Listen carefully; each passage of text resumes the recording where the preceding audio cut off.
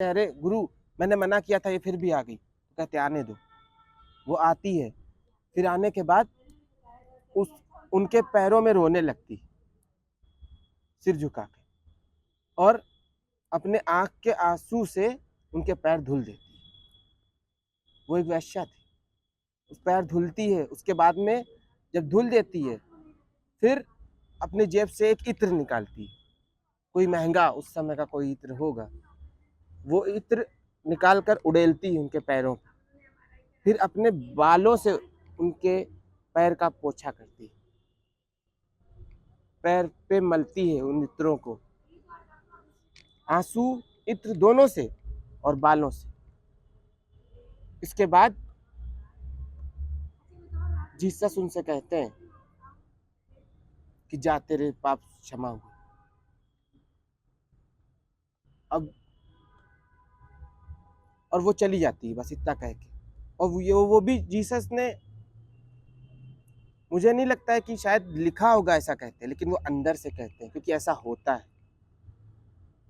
जब उसका अगाध प्रेम उमड़ा, हृदय का दिल में खून आया, तो उसने अपने प्रभु, अपने सारे पापों का पश्चाताप करने के लिए पूरा रक्त, हृदय का रक्त उनके पैरों पे डाल दिया। तो उसने अपने पाप खुद ही धुल दिए, खुद ही इतनी धुल करुणा दिए। जगाकर। हाँ जीसस का नहीं था कि आशीर्वाद दे दो या हाँ। नहीं, उसने खुद ही इतनी करुणा जगा ली कि फिर उसे महसूस हुआ कि जीसस ने कहा, हाँ, फिर उसे महसूस हुआ कि उन्होंने बोल दिया। हाँ, हाँ, भले ही नहीं बोला हो, हाँ, ये लिखा नहीं होगा, हाँ, हो सकता है लिखा हो ना हाँ। लिखा हो, लेकिन उन्होंने, लेकिन उनके एक बात मैं आपको हृदय में बताऊं, आवाज आ गई। मैं एक बात बता दूं, परमात्मा जो है अपने बच्चों में, आप हमने ये अपने जीवन में सीखा है। आप किसी भी दुनिया के किसी भी आप गॉड के घर चले जाइए, भले उनका नाम दूसरा दूसरा कुछ भी हो, लेकिन आप अपने अंदर जब जाएंगे तो अगर आप गॉड को अगर यहाँ बैठ के भी याद करेंगे, मैंने अपनी लाइफ से सीखा है, तो आपको यहाँ मिलेगा, बिल्कुल सही। मिलेगा। क्योंकि अगर आपका उसका कनेक्शन जुड़ गया है, मतलब जो लोग कहते हैं मैं मंदिर जाऊंगा, मैं फला जगह जाऊंगा तब मिलेगा, फिर आप अपने पे काम करिए, गॉड आपको मिलेगा। मैंने अपनी लाइफ से 2 सालों में ये चीज़ सीखी है। सही। तो उसमें क्या होता है कि जीसस एक बार किसी व्यापारी के यहाँ गए थे, अच्छा तो अच्छा एक वेश्या आती है और उनके पैरों में रोने लगती है, अच्छा। आंसुओं से पैर धुल देती है, ओ माय फिर गॉड। इत्र लगा के धुलती है, फिर अपने बालों से उस इत्र को रगड़ती है पैरों पर। फिर उसे महसूस होता है कि जीसस उससे कहते हैं कि उसके पाप क्षमा हो। फिर मुस्कुराते हुए चली जाती है। तभी वहां के व्यापारी उनसे क्या कहते हैं, कहते हैं, यार रब्बी, तू ये क्या करता है? वो औरत एक वेश्या है, क्या तू ये नहीं जानता? क्या ये प्रभु है, ईश्वर का बेटा है? क्या ये बात नहीं जानता कि ये औरत एक वेश्या है, जिसके पैरों, जिसके आंसुओं से, जिसके बालों से, जिसके हाथों से, जिसके होंठों के चुम्बन वो अपने पैरों पर ले रहा है? क्या ये नहीं जानता कि वेश्या इसके पास, इसको नहीं भटकना चाहिए? तब वो कहता है, जीसस कहता है, उसके सामने ही कहता है, तभी वो उसके पैर धुली रही होती, तभी पीछे बात करते हैं कि क्या इन्हें पता नहीं ये क्या कर रहे हैं? तो जब वो पैर बालों से पोंछ रही होती, तब जीसस कहते हैं कि मैं तुम्हारे घर आया, तुमने मुझे मेरे पैर नहीं धुलाए, तुमने मुझे सिर्फ आसन दिया बैठने को, और तुमने मेरे पैर नहीं पखारे। तुमने वो करुणा नहीं दिखाई, उतना प्रेम तुमने नहीं दिखाया जितना तुम दिखा सकते थे। तुम एक व्यापारी हो, उस नजरिए से तुमने मुझे भोजन कराया, वो कराया, लेकिन जो इस लड़की ने मेरे आंसुओं से, अपने आंसुओं से मेरे पैर पखारे, भोजन की जगह इसने मुझे इत्र छिड़क कर मुझे उसकी सुगंध का भोजन कराया, और अपनी करुणा प्रेम, अपने पापों को मुझे खिला दिया। इसलिए ये निर्दोष पूर्ण हो गई है, अब ये वैश्या रही ही नहीं, अब इसके ऊपर कोई दोष नहीं। और मैं कहता हूं कि तुमसे पहले ये स्वर्ग के राज्य में उपस्थित होगी। तो ये मतलब है कि जब आत्मा को गुरुओं की उपस्थिति में खड़े होने से पहले उसके पैरों को हृदय के रक्त से धोना चाहिए। उस वेश्या ने हृदय के रक्त से धोआ। अगला, महत्वाकांक्षा को मार डालो। ध्यान दे, महत्वाकांक्षा पहला अभिशाप है।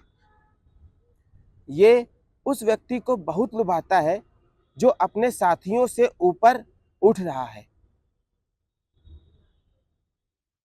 ये उस व्यक्ति को बहुत लुभाता है जो अपने साथियों से ऊपर उठ रहा है, ये पुरस्कार की तलाश का सबसे सरल रूप है। ये पुरस्कार की तलाश का सबसे सरल रूप है। बुद्धिमान और शक्तिशाली व्यक्ति लगातार इसके द्वारा अपनी उच्च संभावनाओं से दूर चले जाते हैं। फिर भी ये एक आवश्यक शिक्षक है। इसके परिणाम मुंह से धूल और राख बन जाते हैं। मृत्यु और अलगाव की तरह ये अंततः व्यक्ति को दिखाता है कि स्वयं के लिए काम करना निराशा के लिए काम करना है।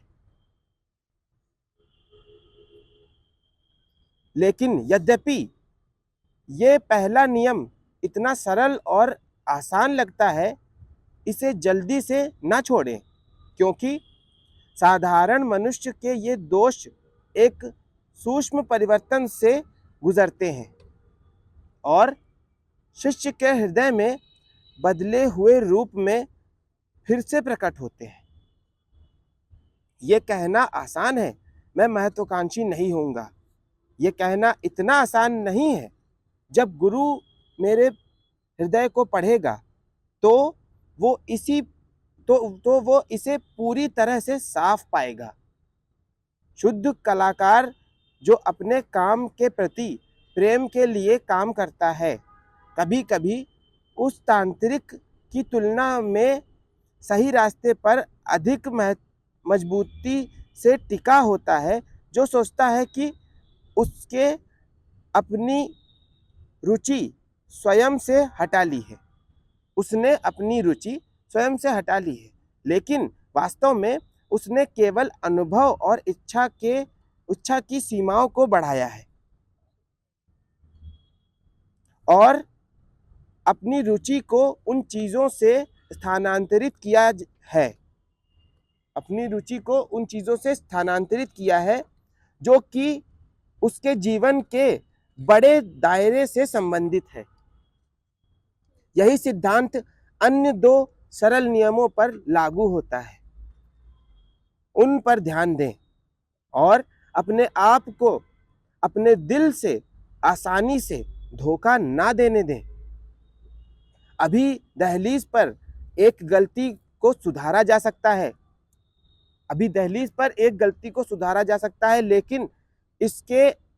लेकिन इसे अपने साथ ले जाएं और ये बढ़ेगा और फलित होगा। फिर से रिपीट कर देंगे हाँ। लास्ट की 2 लाइन। हाँ, लेकिन अभी ये दहलीज पर है। एक गलती को सुधारा जा सकता है, लेकिन इसे अपने साथ ले जाएं और ये बढ़ेगा और फलित होगा, अन्यथा आपको इसके विनाश में कठोर पीड़ा होगी।